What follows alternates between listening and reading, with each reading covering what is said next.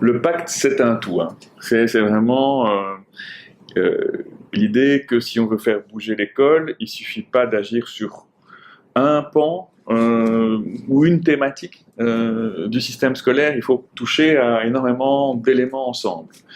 Euh, et donc le pacte a été construit comme ça, comme une réforme systémique. C'est pour ça que c'est une réforme qui va prendre du temps, parce qu'il y a énormément de choses à mobiliser.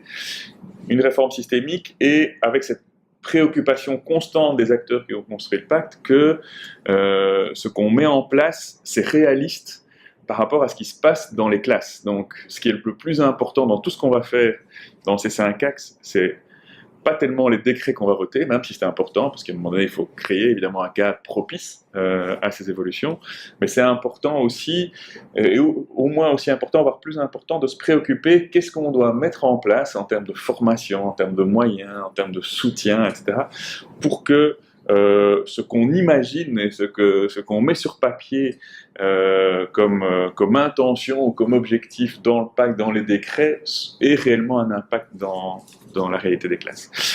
Bref, et donc effectivement, il y a 5 axes dans le pacte qui sont tous interconnectés, puisqu'on est dans une réforme systémique.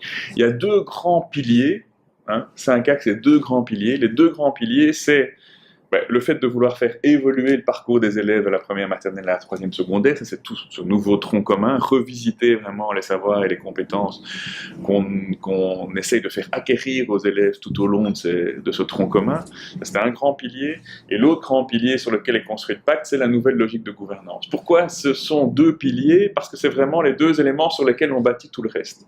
Si on prend les différents axes du pacte, donc prenons, il y a un axe qui concerne tout ce qui est l'école inclusive, le fait de moins séparer les élèves. Pour ce qui concerne l'école inclusive, comme pour tous les autres objectifs du pacte, en fait, on ne va jamais dire aux équipes éducatives comment elles doivent faire. On va fixer un cadre, on va mettre des soutiens en place, et puis on va leur demander de s'engager sur des objectifs par rapport à la manière dont elles vont faire évoluer dans leur établissement le nombre, le type d'enfants à besoins spécifiques qu'elles prennent en charge. Et on va leur demander d'imaginer des dispositifs par rapport à ça, pas toutes seules, a priori, avec les CPMS, avec les soutiens qui pourront être élaborés au niveau des bassins scolaires. Il y a toujours cette conviction qu'on atteindra ce qu'on veut atteindre si les équipes éducatives se mobilisent dans les écoles, dans le cadre qui aura été fixé, avec les soutiens qu'on leur aura donnés. Le plan de pilotage, finalement, il va intégrer des objectifs que l'équipe éducative se sera donné, en lien avec les objectifs généraux qu'on donne dans le pacte à l'évolution du système scolaire. Il y a 7 objectifs qui ont été fixés, qui sont en lien avec les 5 axes stratégiques du pacte. Donc, par rapport à tous ces objectifs-là,